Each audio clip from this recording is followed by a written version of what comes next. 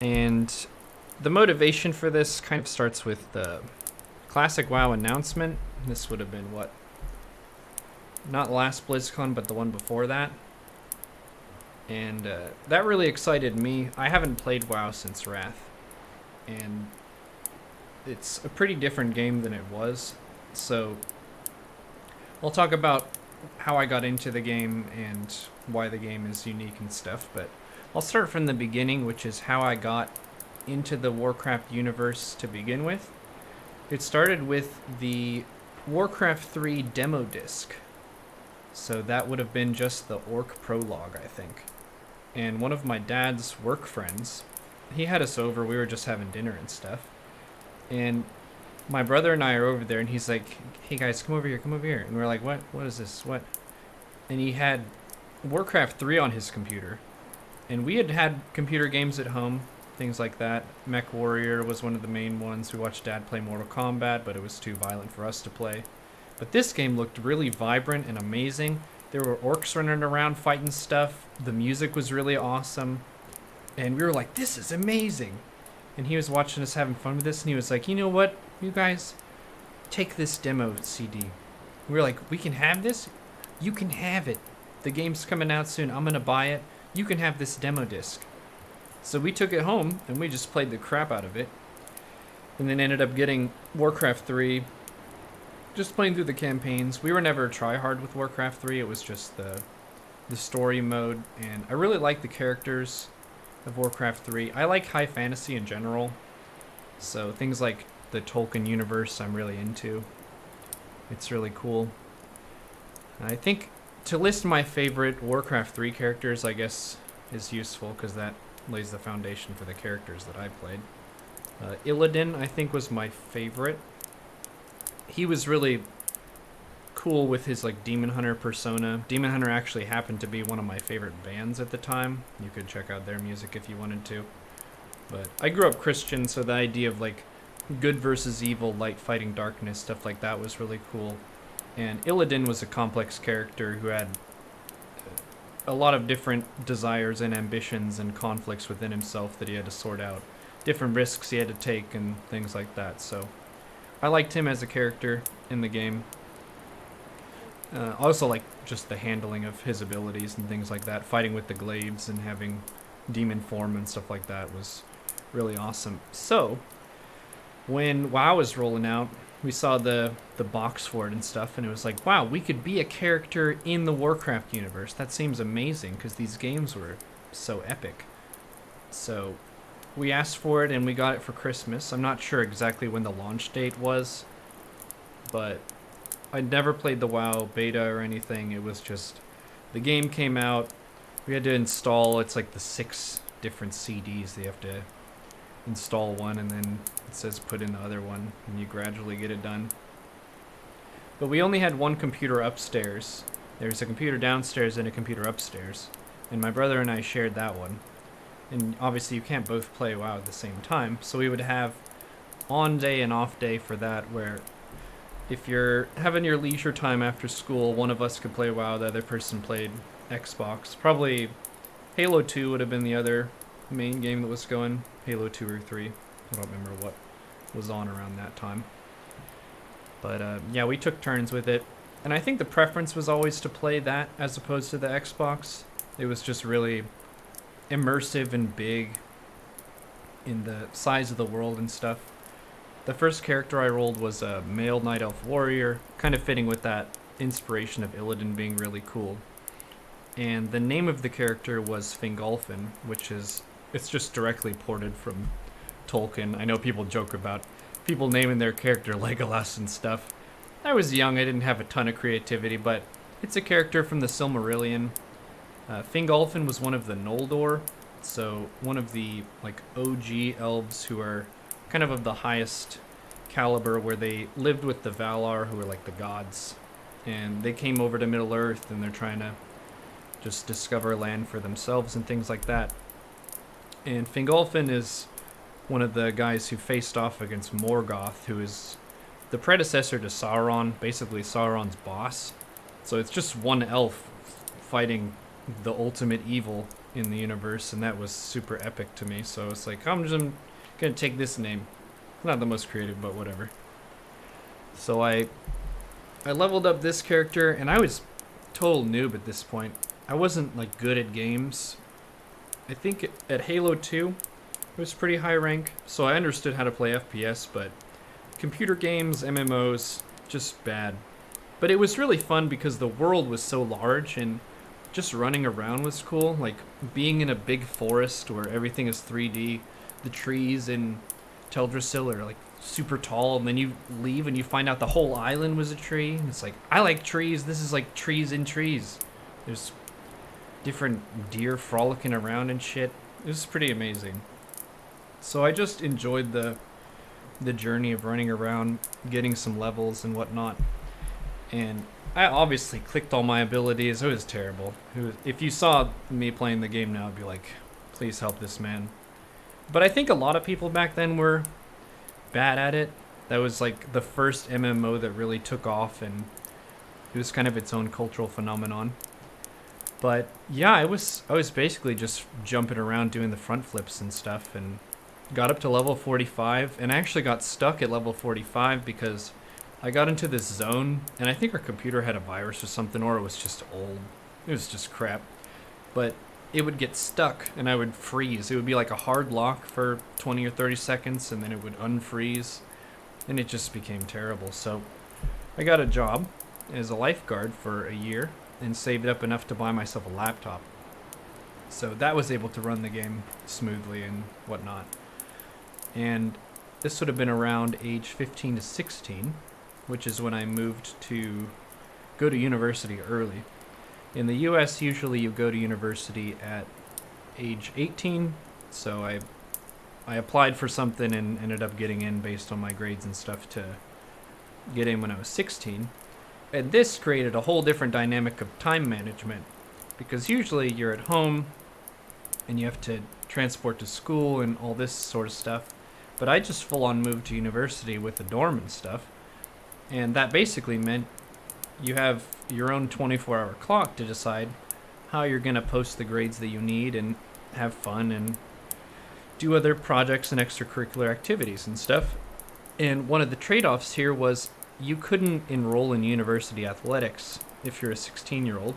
And basically it's a bunch of tiny nerds anyway. You're not going to compete with 20-year-olds in football and stuff. So I did continue to run and went to the gym and stuff for fitness and whatnot, but I did pour a lot more of my leisure time into gaming at that point. And there were basically, you have the hallway for the dorm that I'm living in. One side of the hallway, all the kids played Dota. They were like the Dota side, and my side was the WoW side. And pretty much all of us were bad, except for one guy. He raided MC, which is the first big raid in WoW. And we would all be like huddled around his computer, and he's just a holy paladin in the back, and he's like, yeah, I'm just spamming decursive. He's like just healing and dispelling people basically in the back. And he talked with us a lot about the different processes of the game, like gearing out your character so your character is strong and valuable to a raid, which is a group of 40 people. And he talked about raid etiquette, so just social dynamics and expectations. If you have 40 people in a voice channel, you don't want to all be like screaming or telling stories or trying to be noisy and funny and stuff. You want to have some space so that if something comes up, the raid leader or the officers can say, okay, you get this guy, you get that guy. And a lot of that stuff isn't obvious to a person who's pretty new to gaming, so he was kind of like our senpai in the group. So he helped me with my warrior. My warrior went from being 45, I hit 60, and he helped me get different items, like you should get your adamantium breastplate, you should get these different fire resistance items so that you can tank MC. So he taught me not just the etiquette, but also how to gear out my character and stuff. And in one of my first raids, I was in voice comm, and they hear my mouse just clicking just really fast, and they're like, are you clicking your abilities? I was like, yes, I'm clicking my abilities. This is they're like, don't you want to use like your keyboard? I was like, is that good? Yeah, use your keyboard. It's way easier. And that basically turned me on to hotkey optimization, thinking about which abilities do I use the most. Those should be on the easiest keys to reach, so I can spam them in a comfortable way. And I can hotkey all of my abilities so I don't have to drag my mouse around everything. I can use my mouse to help maneuver my character, and then I can use my keyboard for stuff. So now I'm like a StarCraft streamer, so the keyboard it's like more than half of what I'm doing. But I used to be a clicker too. So WoW is one of those games where I kind of grew to just use a keyboard and mouse better. There are tons of spells for all the classes that you have to learn. One of the better things about vanilla and the older expansions was you just had a ton of abilities. And some of them you don't use super often, but I ended up I hotkey everything. Everything is hotkeyed. The easiest stuff I would use for E, R, and T, G, V, C, just stuff that's really close and easy to push. And then you can hold down Shift and say Shift G, Shift T, Shift R, that kind of thing. So I think the hotkey optimization I kind of discovered on my own after I was teased, basically, for clicking all my stuff. But that would have been a pretty landmark change for me. I did change my name at 60 to Deltarius. It was just, it sounds kind of Roman-ish.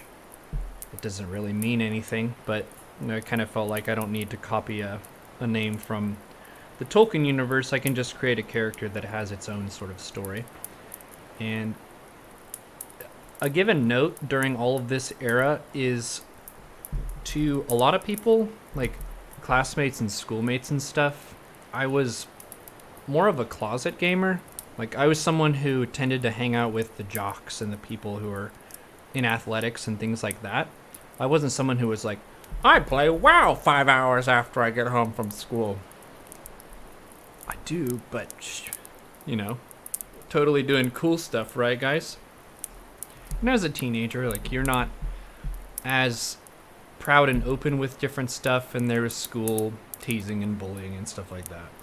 But, yeah, at university, it was more cool to be a gamer. And there was also the awareness and appreciation of skill as well, where if all these kids in the wing play the game, you can see like who's better and who's worse. You can learn from each other, and skill is awesome because you can teach other people, and you have lots of value to your friend group if you can help them out in the game, or just like party with them, help them out in a quest and things like that.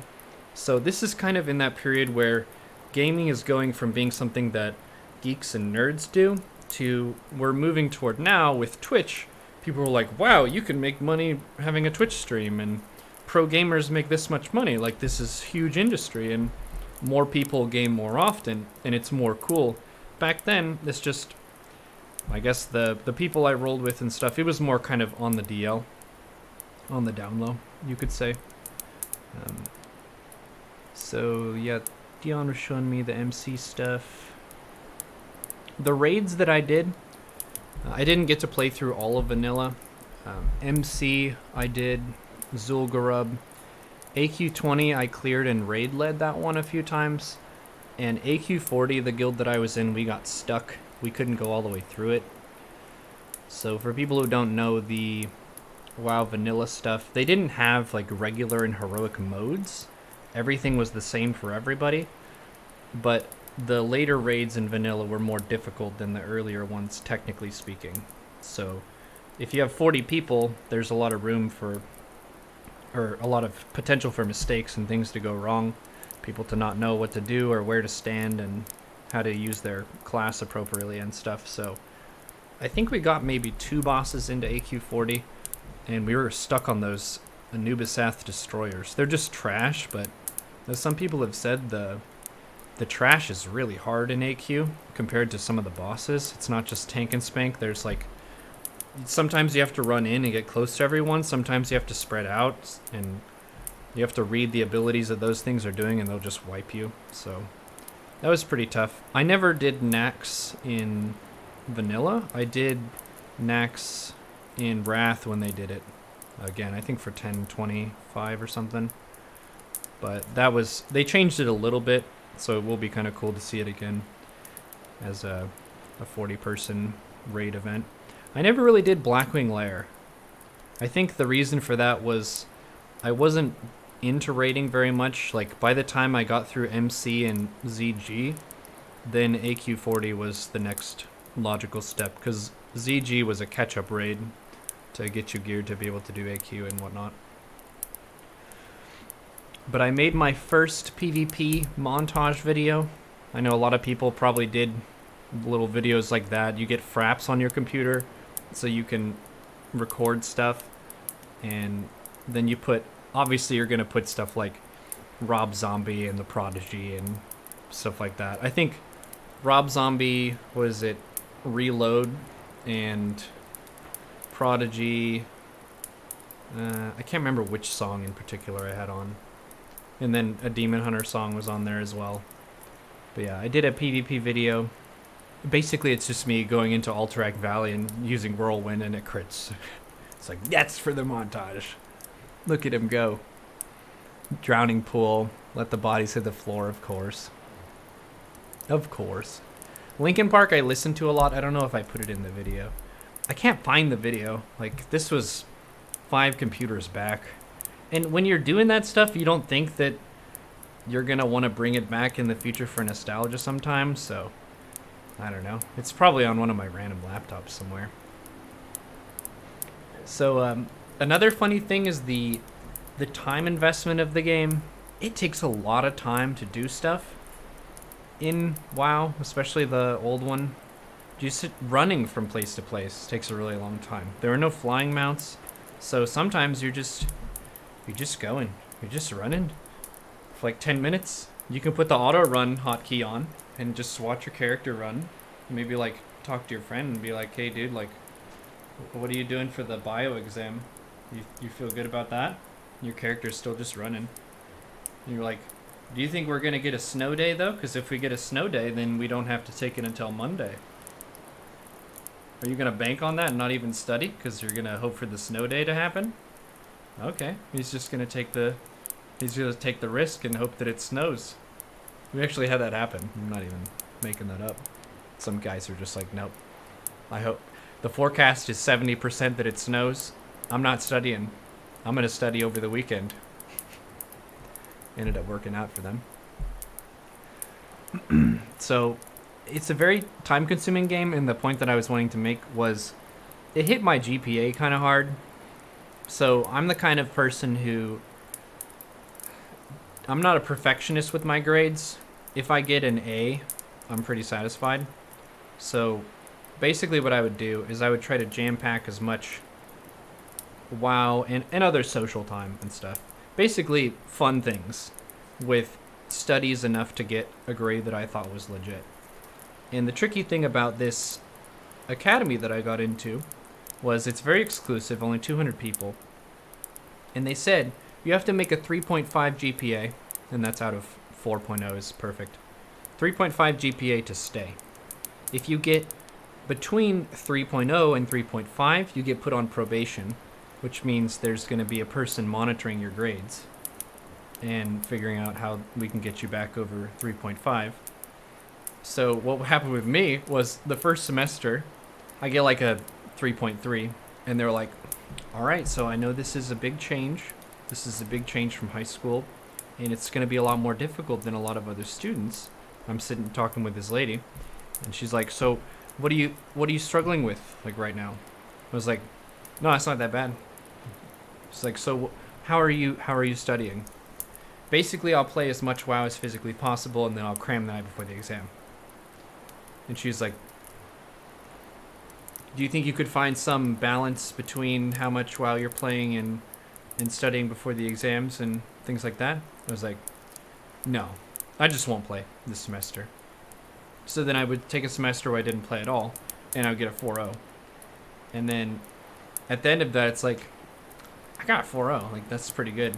And my overall GPA is over 3.5 now. So I think I'll play WoW this next semester. So I would, and then I would get another like 3.3 or 3.4. And then I'd go back And then there was a new lady whose job it was to do that.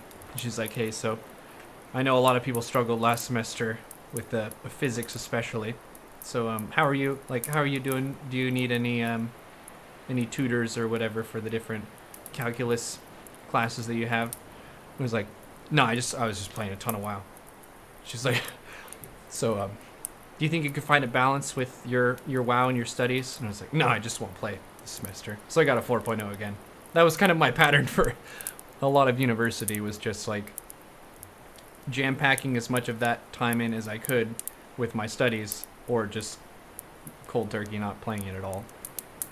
But yeah, it was a fun and interesting aspect of my education career, you could say, because some of the other students would be full tryhard, where they try to post a 4.0 every semester. They try to get the best grade they can every class. They're between the classes, they're doing extra studies and things like that. They would take an internship over the summer. I would just play games and have fun and things like that, party some and whatnot. But yeah, it was more of a gaming university studies balance for me. And when I went to a different university after that, it was a similar sort of pattern. There was more like variety in the social activities that I had, because we didn't have as many strict rules. Like, you're just a college student at that point. Before, we had stuff like curfew. If you had a person of the opposite gender in your room, you had to have your door open, the lights on, your feet on the floor. It was pretty strict. And you had to be inside by a certain time. All these sort of things. But then when I transferred and I was of normal university age, there were none of those rules, so partying and stuff like that. I wasn't super wild in university, party-wise. We did have parties, but it would be more of the cozy party with your friends, where you all meet in someone's apartment and you hang out together, rather than like, let's go to a place with a ton of other people. This is kind of getting off the WoW track, but I did go to like raves and things like that in uni. But so I enrolled in the new university, and this, I guess, is the lead into the guy who I met at university, who is my arena partner. So I met someone in the first university I went to, who was someone who studied my WoW play, because I played warrior and he was trying to play warrior, and he was like, wow, you're so good at warrior, watching your PvP video and stuff, this is awesome. And he knew a guy who ended up going to the same university as me, and he said, you two should team up. You guys should like pair up and PvP together or something. So I meet this guy with that kind of premise in mind of, he's good at WoW, he played warlock, and I had rolled a rogue. So we ended up doing rogue warlock 2v2 in Burning Crusade when Arena came out, and that was really fun. We ended up just crushing our server really hard, so we transferred to Mal'Ganis for better competition. It was around $15 to do a server transfer back then, so we just got to Mal'Ganis. That's where Nihilum was.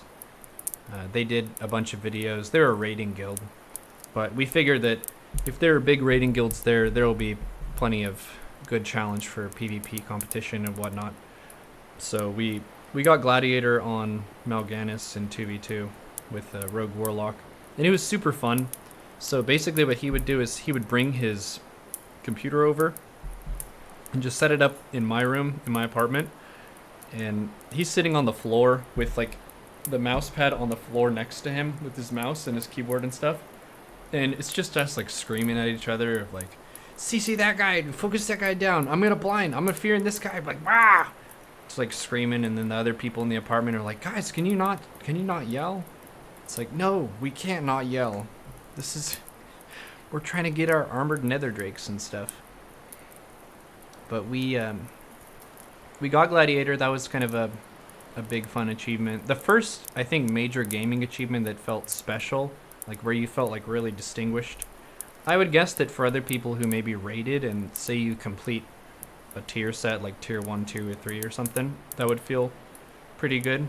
But Gladiator, I think, was kind of like getting GM in StarCraft. It was per server though, so probably more like Masters 1.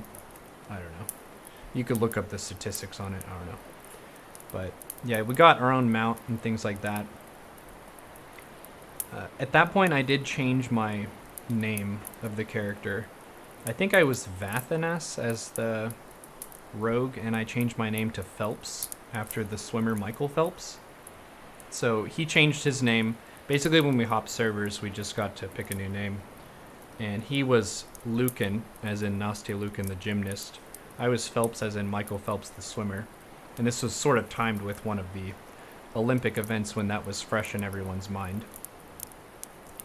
So we switched servers, changed our names. The PvP competition was good. Some other fun stuff that we did was like ganking people of the opposite faction in Ironforge. I was Undead Rogue. He was a Blood Elf Warlock. So I would just stealth into Ironforge, and their people are PvP flagged, and you can kill them and stuff. The majority of the time, I think I would spend, on the Rogue at least, just sitting out of Ogremar dueling everyone and trying to be able to beat everyone. One of the nice things about Rogue is it's a really high skill ceiling class for PvP, like being able to manage combos and all your different abilities and stuff and solo people. WoW in PvP isn't super balanced. If you're talking about all the classes and their matchups, there are some matchups that are just not good for one of the classes, but overall of the experience for a class, everyone's useful. So that's an interesting way to approach balance. It's an MMO, like it's not tuned to be a 1 versus 1 dueling game. It's for PvE, like raiding and dungeons, and then PvP, battlegrounds, and arena. And dueling is a fun thing that you could do on the side, but it was never ranked. It was more of kind of a prestige and lore building aspect of your character. Because the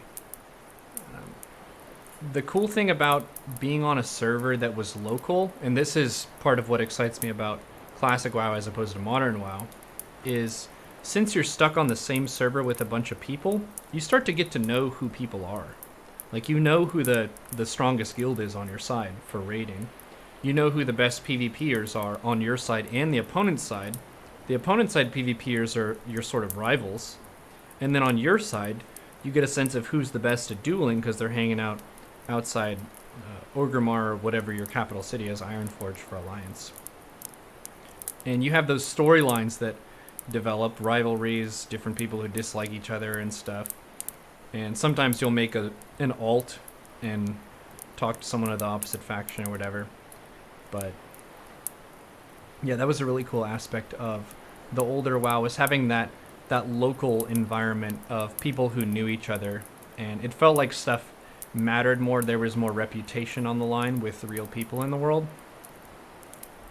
With looking for group and looking for raid, I've heard that changed the dynamic somewhat. And then cross-server battlegrounds and stuff. It's not personal anymore. It's just Horde versus Alliance, which, that's cool. But it's nice if you get to know the names of people, I think. Makes it more social and fun. Rename the characters. Screaming at each other. Gladiator. The Armored Netherdrake was cool. I ended up selling my account when I was going to quit. This was around when Cataclysm hit. I was pretty bummed out with the way that they changed the talent systems and whatnot. And I kind of want to just move on from the game. But it was the Armored Netherdrake made it a pretty valuable one. You're not technically supposed to do that. But what other characters did I level? I leveled a Undead Priest to 60 and just did Discipline Healing. It sold for 700. Like, I think it was 700 or 750. Pretty good. And that also was one of the things that tipped me off to the value of gaming, where people are into it. They're really excited and they'll pay for gaming content they're interested in. And then the last character that I leveled was Wundt. So Wundt, I guess is how you pronounce it. I named him after the German experimental psychologist. He was a Tauren warrior. And this would have been in Wrath. Wrath of the Lich King was the last big expansion that I did. I was mainly tanking in PvE with a little bit of Fury here or there, just off spec. But I really like the tempo of and role of being a tank and being a leader. And by the time I was playing Vunt, I was much better at the game. Just the mechanics of being able to execute all your abilities, mitigate damage as effectively as you can, manage threat, be aware of the healer's mana bars and stuff. I felt like that was when I really hit my stride in terms of being able to play warrior really well, rather than just being able to whirlwind someone in Alterac Valley. So I did Ice Crown Citadel with that. I did the Nax remake thing. Since then, since I quit, I did do the Bounty, which was just an hour of WoW. So I got to play the modern one.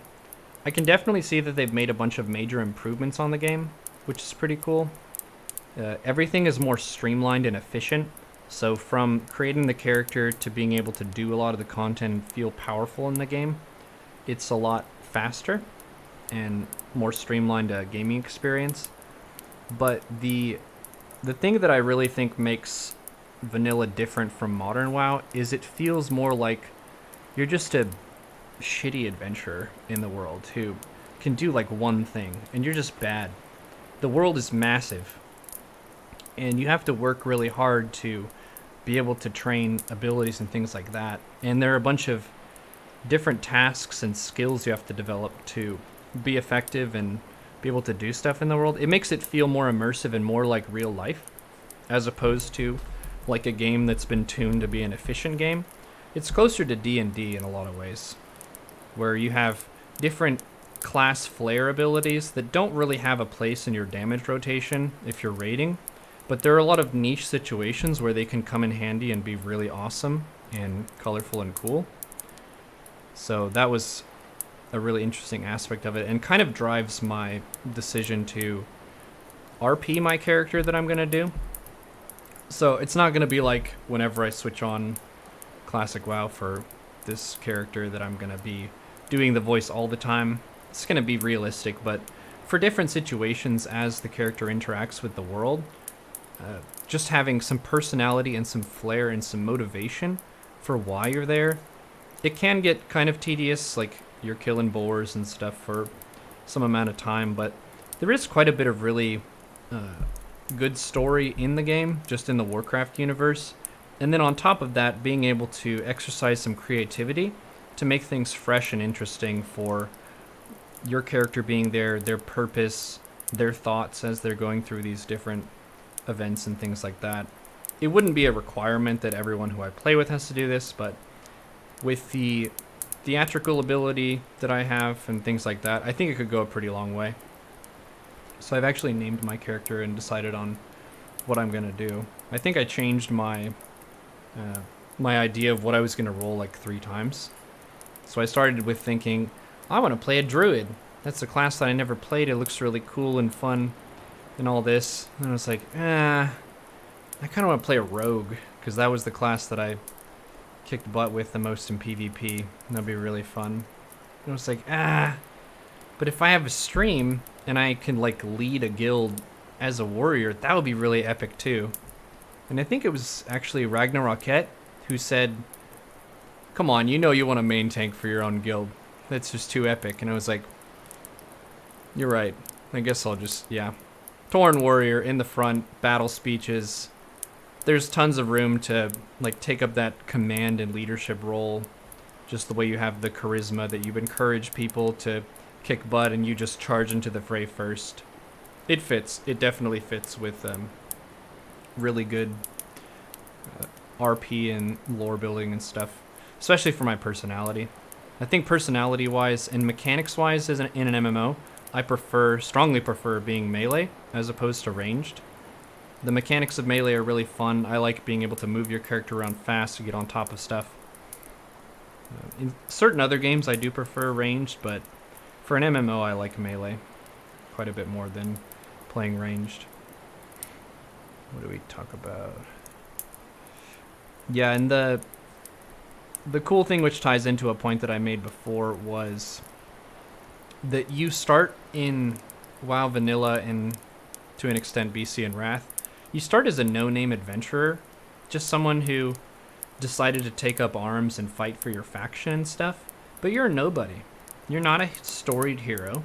You're just some stupid punk kid who decided to pick up an axe and go chase down an ostrich or something. That's basically the way that the game begins.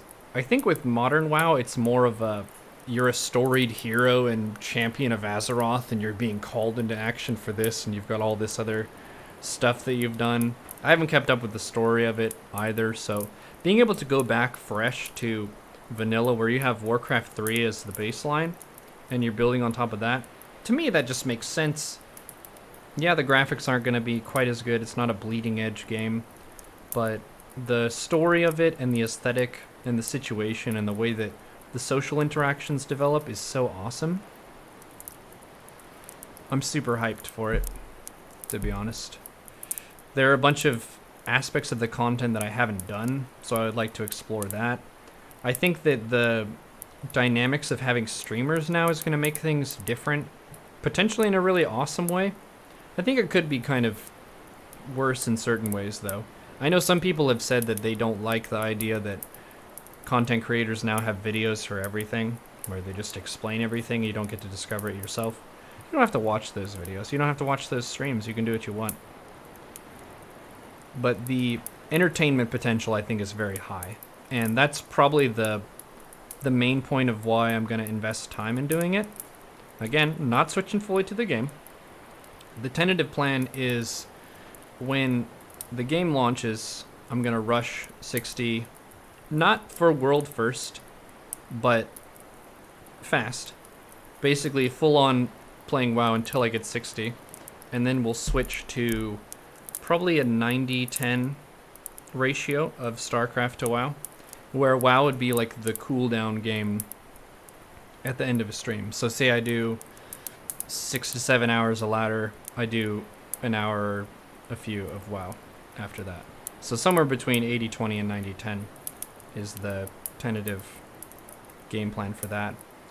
Some other people who I know are gonna play, or at least have said they're going to. Jenna Bain, I think, is the biggest Twitch name who said that she's gonna roll with me Horde side PvP.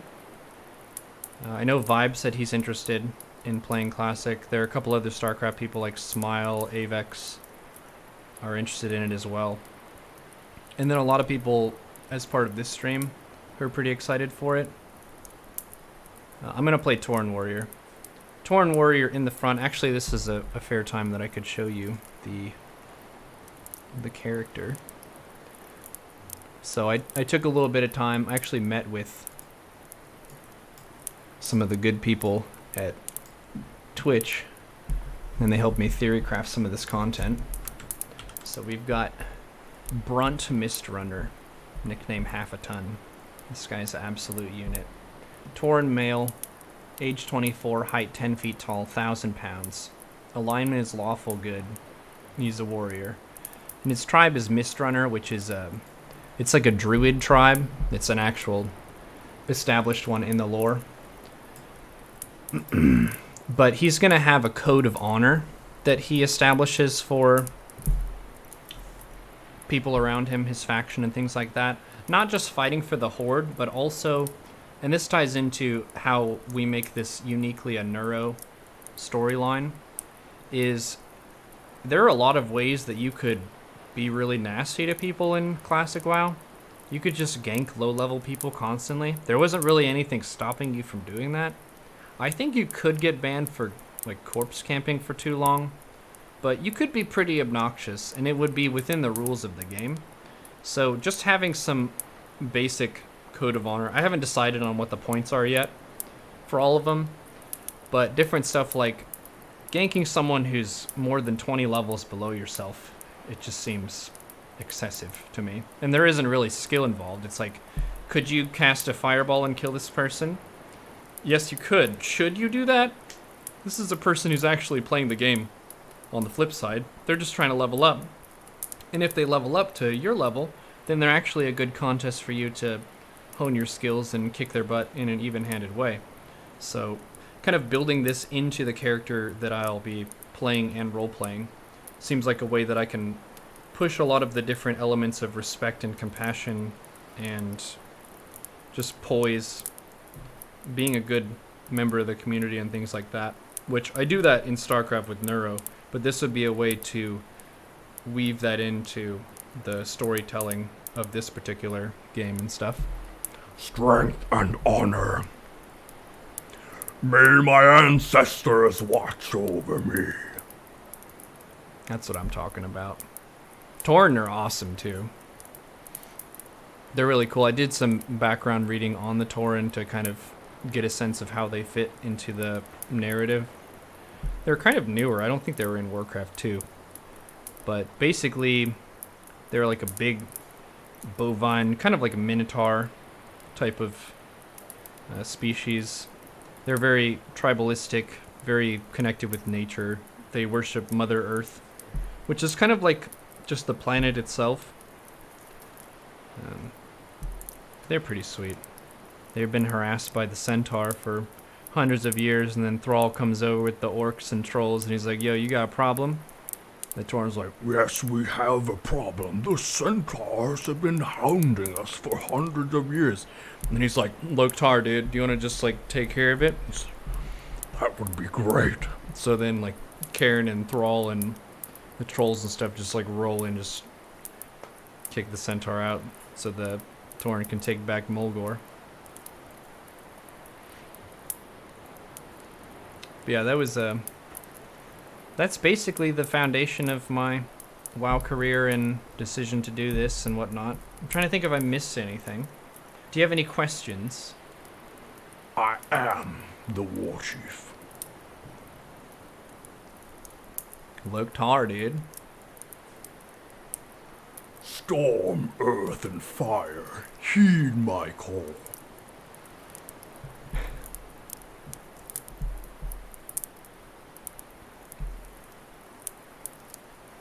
I'm gonna roleplay Jimothy. No. Jimothy is his own character. Title says Until Wrath. Did you talk about Wrath? Yes, I talked about Wrath. Ice Crown Citadel and whatnot. A1 Tauren voice. The Tauren warrior in Warcraft 3 I really like. Some people pointed out that the Tauren in Warcraft 3 are a little bit more aggressive in the way that they talk than Tauren in WoW. I'm trying to find a correct balance for Brunt. Should be pretty aggressive.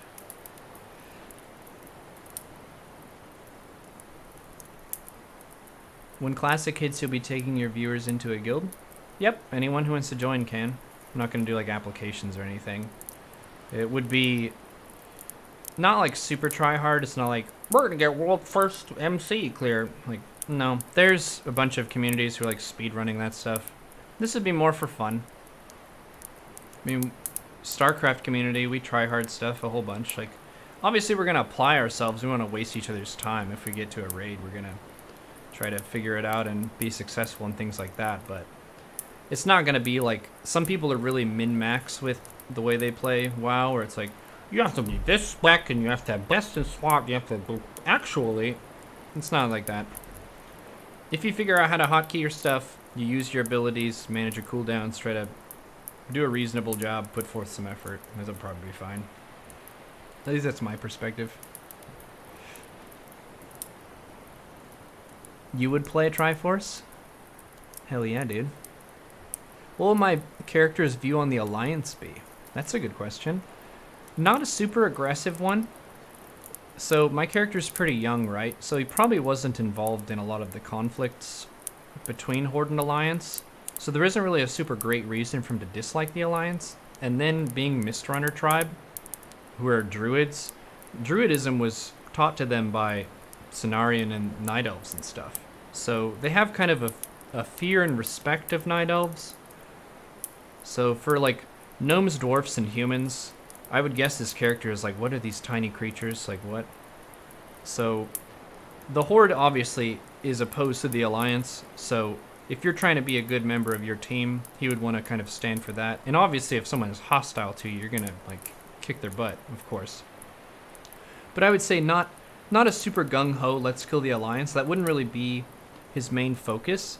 It would be more about trying to build a world for the Tauren. Because the Tauren they only recently just got Mulgore, and then it's kind of like the question of what is our place in the world? Like, how do we repair the world that's been damaged by the Burning Legion and the Scourge and stuff? And my brother is going to raid, or he's going to roll with me. He's also going to be a Tauren, and he's going to be a Druid. So I thought it would be a cool idea if his character was my character's brother in the game as well. And he's a Druid who's trying to kind of heal the land, and I'm his sort of bro companion guy who's trying to help him out. Like, Warrior Druid is a really good combo PvP-wise, but it kind of makes sense too that if you're setting out on a journey and you're of similar age, you and your brother could go hang out and kick ass together, kind of a thing. So let me see if there are other questions. Burp, burp, burp, burp. What did my parents think of playing Warcraft 3 and WoW? They didn't really take issue with it from a religious standpoint. The thing that did stick out when we were growing up was the church that we were going to said no Harry Potter. But that was about it. I think there was one group that was saying that Pokemon was bad because there was evolution in it. That was pretty weak. Like, it didn't really stop us from playing Pokemon. But I never got into Harry Potter, and that may have been part of the reason. I got into Tolkien, though. The deal for me growing up was you can watch the Lord of the Rings movies if you read the books first. I was like 12 at the time when the first movie was going to come out, and it's PG-13. So if I had read the book, then I was prepared and I could do that. Netherbat's Undead Priest. Yeah, we have a chat channel in the Discord server. If you want to talk about what you want to play or just chat about the game, you can do that there too. Vanilla endgame is not hard. It takes a lot of time to invest. Yeah, it's not super hard. I mean, on the scale of games, there are definitely games that are easier. A big part of the difficulty is getting a bunch of prepared people there. There will be wipes and stuff. It's not as hard as modern Mythic raiding and stuff, which I think is the current competitive style. You've heard me use Neuro in the third person. Is it a persona? Kind of. It's kind of a persona. It's basically like me trying to be the best person that I am and change the world in a way that makes sense. So it's kind of like, you think like Batman. Batman is a persona that Bruce Wayne uses, but it's still him trying to realize his vision of the world. It's not like he's playing a character. He conceals his identity and there's like the bat aesthetic and stuff, but it's still him. And there are other comments in the show that have kind of jumped out at me where I think it's Rachel who's talking about that Batman is the more real version of himself than the Bruce Wayne kind of side of it. Yeah, so I try to be real and honest and transparent about everything. Obviously, I don't reveal everything about myself on stream. There's just stuff that's like TOS, inappropriate. Human sexuality is an example. It's just not super appropriate to get into super great details about stuff like that. Sarda was a Night Elf Druid. What will destroy your YouTube channel since it's not SC2 content? XD. For those who don't know, that's a reference to a comment someone made on the philosophy talk that I did with Eche Fatum. Someone was saying, you're not doing StarCraft content or you're trying to kill your YouTube channel. I want to work really hard and try to make you the best content that I can. I understand that StarCraft has been the game of my Twitch streaming career and my YouTube channel. But I think there is some value, maybe you can agree or disagree with this, in the personality of like who I am as a person, the way that I talk about stuff, the way that I interact and engage, the way that I entertain and try to keep you interested in things like that. So for this is a game that was a big part of my life. I never played StarCraft 1, Brood War, stuff like that. This was my jam at that point. So for me to be late to the party with StarCraft, it's really cool that I've been successful building this channel in the StarCraft scene, but this is a way that I can basically show a big part of myself and my career and try to spin it in a way that it's really fun and engaging, even if you're not necessarily someone who was big into WoW yourself.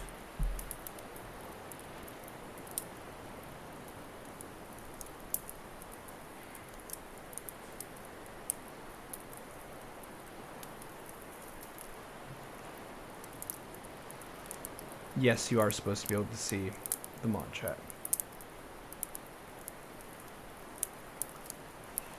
Variety streamers make more money? Yeah, that may be the case. I'm not doing this specifically for money. This is primarily because I'm excited about the game. I want to play this. And since I'm a streamer and I put in mega hours, I may as well make it into content. And acting to me is fun. I like acting. I like doing voices. For the tribes. Look dark. Like stuff like that. More work? Off I go then. Just those sorts of things. And Warcraft gives you tons of room to just meme about. Thank you, Triforce, for all those gifted subs.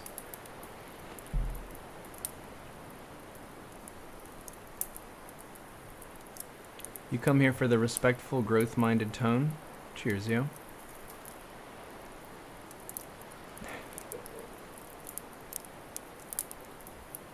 Yeah, I know that WoW has a much larger community than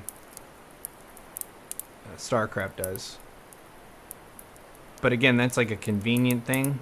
It's not really the primary motivating force. The primary motivating forces were, like I said, it's a big part of my gaming career, and I genuinely enjoyed the games, and I'm genuinely excited. It's not like I'm necessarily bound to playing the game for a certain amount of time. Could be that I'm not into it for super long. Could be that it really explodes and it's super awesome. We'll take it as it goes. Not really too worried about it.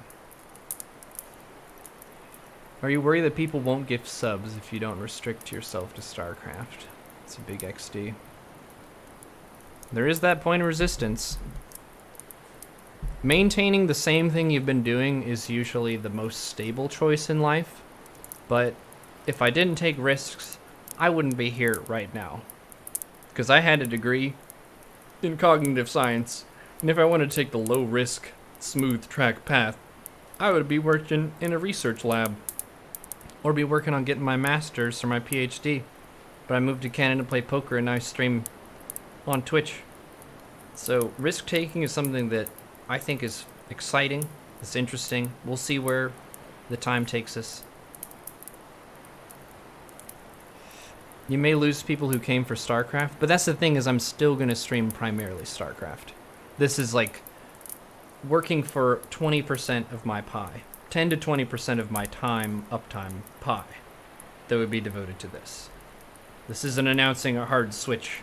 It's not like a Fenrir going to Overwatch or whatever. And I'll be very clear and transparent with everything along the way, because I value your communication. I don't want to do a husky, which is like, vanish. Repping the Horde is a side hustle.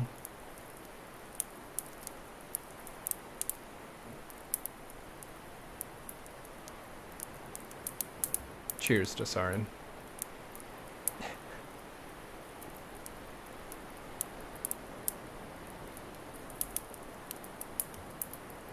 We're sitting next to the campfire and just talking right now. I think we'll be fine. Yeah, we'll be good.